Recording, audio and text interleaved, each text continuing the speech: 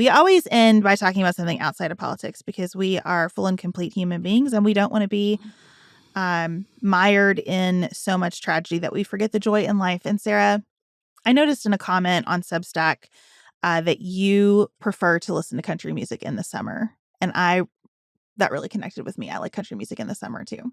So I wanted to talk about country music today. And I especially wanted to ask you if there are like country music lyrics that have just been implanted in your brain that you go back to over and over. Because I think a country song can really cut to the heart of things sometimes. And I wanted to hear what stays with you. Well, my probably number one lyrics, particularly from 1990s country, is Trisha Yearwood's The Song Remembers When. I love the line, but that's just a lot of water underneath a bridge I've burned. I'll just think it's so, and there's no use in backtracking around corners I have turned. I could keep going, but I won't. I just think it's really poetic and beautiful and complicated, and I love that song. And I love Trisha because she's my queen. She's my 90s country queen. I know other people have other preferences. They are wrong. Trisha is the best. I mean, I don't know that we need to disrespect people like Reba McEntire that way, but I'm with you on my love for Trisha Yearwood. I think a lot about She's in Love with the Boy and the part where the mom sings back to the dad that his parents were saying the same things about him that he was saying about their daughter's boyfriend. He was wrong and honey, you are too. I love that line so much. I think about that a ton right now. On my list is also Pam Tillis. Do you remember Pam Tillis? Another great country female artist Nepo from baby. the 90s. Country Nepo baby. Yes, but still talented. Mm-hmm. Again, we don't need to take anything away from these women. I think about the song Spilled Perfume from 1994, which relates to absolutely nothing in my life experience and especially didn't in 1994. But the chorus where she says, right now you hate yourself because you knew better, but there's no use crying over spilled perfume, just comes back to me pretty often whenever I make a terrible mistake. I sang this song to myself so much when I was breastfeeding and I was like pumping at work. If I ever spilled any of the pumped milk, what a tragedy that was. And I would just hear Pam being like, there's no use crying over spilled perfume, Beth. Love it. Love it. Well, I just think so much of 90s country in particular captures the summer. Like Strawberry Wine's full of great lines. I think that there's just a lot of summer imagery in country music. I have to tell you, though, I have not actually been listening to that much country this summer. I was listening to Amy Poehler's podcast, which is fine. I don't know why everybody else is freaking out about it. It's fine. I don't like Amy any less, but it's just fine. But I was listening to Rashida Jones on there, and she was talking about her like complete devotion to 90s R&B. And it just got me like, yeah, what about 90s R&B? This is a really, yeah. And I wrote about this in our newsletter. I started listening to Candy Rain. Not lyrically complex, nothing worth quoting in Candy Rain. Don't get me wrong about that. Often, some of these 90s R&B songs are not the most lyrically complex. I will leave you to Malcolm Gladwell to explain why country music is more lyrically complex than pop or other genres. But it's just, there's just a lot of forgotten songs. I've started making a playlist called Forgotten Bangers, and there's a lot of 90s R&B on there because I just feel like it doesn't, beyond like some like Motown Philly, doesn't get a lot of play on like the mix, which is now like 50 years of decades. I love that they just keep tacking. They're not like cutting the 60s. They just are like 60s, 70s, 80s, 90s. And today you're like, how long are y'all going to stretch this out for? I think it's so funny. But you know that like perfect, because I think there are some country songs like How Ketchum, Small Town Saturday Night. When I like rediscovered it, I was like, oh, I forgot this song. But like a song you know every word to. This is my Forgotten Bangers like rubric. You kind of forgot it, but you still know every word, but it hasn't been like wrung out of every emotional resonance because you've listened to it so many. That's what I run into with country songs. I listen to them so much. I just wrung them all the way out. Like I love the Chicks. I'm completely devoted to them, but their songs don't hit me anymore because I listen to them so much. I just stripped them of everything available in the song. Do you know what I mean? Don't you have songs like that? I've listened to it too many times. I definitely have songs I've listened to too many times. I will say that I still discover some Chick songs, like rediscover in that forgotten banger way that you're describing. I was telling Jane about a Chick song and we turned it on And it's You Were Mine from 1998. And the part where she Great song. says, I can give you 2 good reasons to show you love's not blind. He's 2 and she's 4, and you know they adore you. So how can I tell them that you've changed your mind? Jane was like, whoa. And I said, I know. That tells the story, does it not? And so there I still find like a lot of gems when I go back. I kind of live in the 90s musically because that's what Chad likes to listen to. And we listen to that podcast 60 songs that explain the 90s and now the 2000s kind of religiously. So I'm sort of back in this universe all the time. And I'm just, I know that everybody's attached to the music of their childhood, but I'm pleased with ours. It was good stuff. That chick song always reminds me of Shania Twain, Home Ain't Where His Heart Is Anymore. Mm-hmm. You may still come home, but I live here alone. Why was I so into songs in high school about dead marriages? I don't know.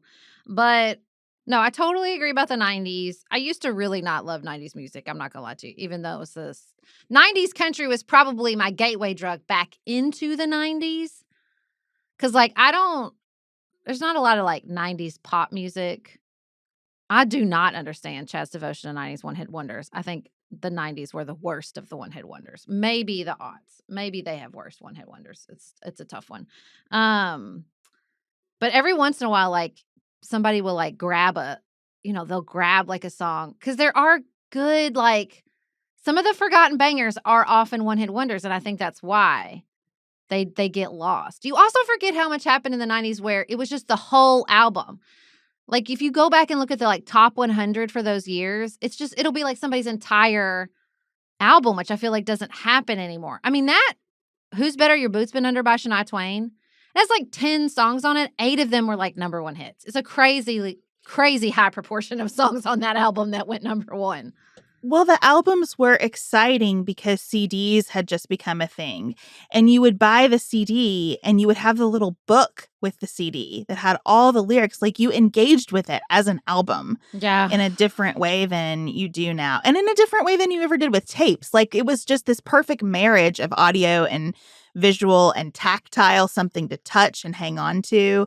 And so I think that's why, I think about Shania Twain, I think about Alanis Morissette, I think about Celine Dion, Garth Brooks, these CDs that I can picture the little booklet from the cover in my hands still because I spend so much time with them that way.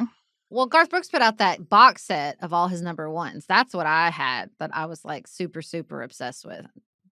Garth Brooks also has a lot of great lines in his songs. I mean, again, country music is known for that. But yeah, I'm really in it. I'm having a 90s karaoke birthday party that I cannot wait for. I cannot wait for it.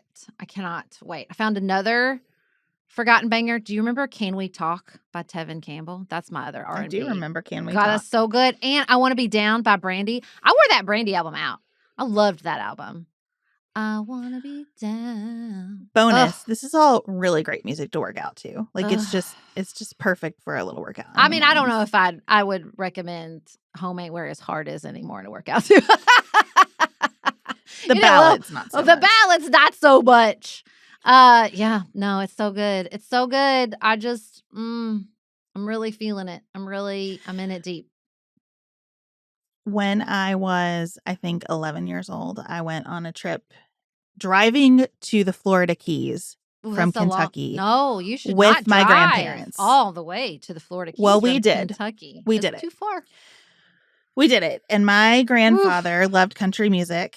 And so we would drive until the country music radio station got all crackly.